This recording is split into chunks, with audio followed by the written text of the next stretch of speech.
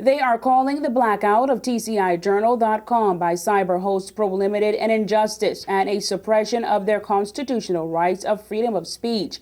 Editors and contributors of the controversial TCI Journal website are speaking out, as they usually do, about the recent turn of events which have now left them with an inactive website.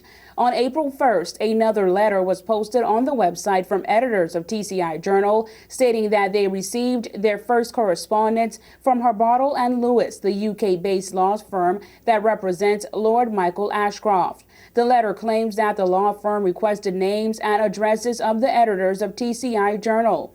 However, in a response letter also posted on TCIJournal.com today, addressed to lawyers of Harbottle and Lewis, editors revealed that they were displeased with the shutdown and wrote, quote, "The TCI Journal was born in late 2007 as a citizen's response to massive corruption and intimidation by the Michael Mizik government of the day here in Turks and Caicos Islands.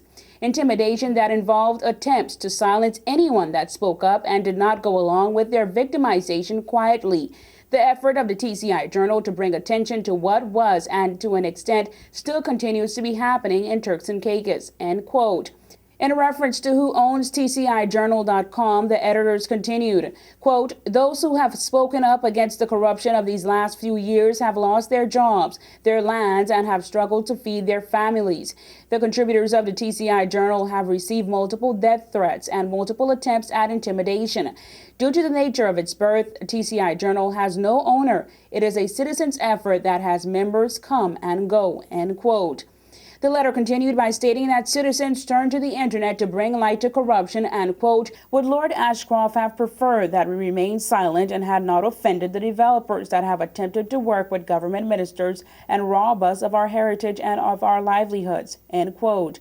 Editors wrote that if there were any articles deemed as questionable by Lord Ashcroft, they would make necessary corrections.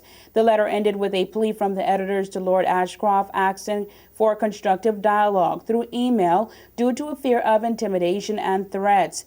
The correspondence between TCI Journal, its editors, and the website host continues with another letter from cyber host Pro Limited dated March 30th, citing the reason why they shut down the website. The letter states that a legal team from Harbottle and Lewis visited the company demanding the immediate termination of TCIJournal.com. Quote, "The legal firm's client, Lord Michael Ashcroft, was the one who sent the team out saying your website contains serious defamatory articles of the client, including allegations amongst many other matters, such as saying that Ashcroft is corrupt and has corrupted the government of the Turks and Caicos Islands. This information is on the defamatory pages," end quote. The companies say they were threatened with legal action if they did not take down the website.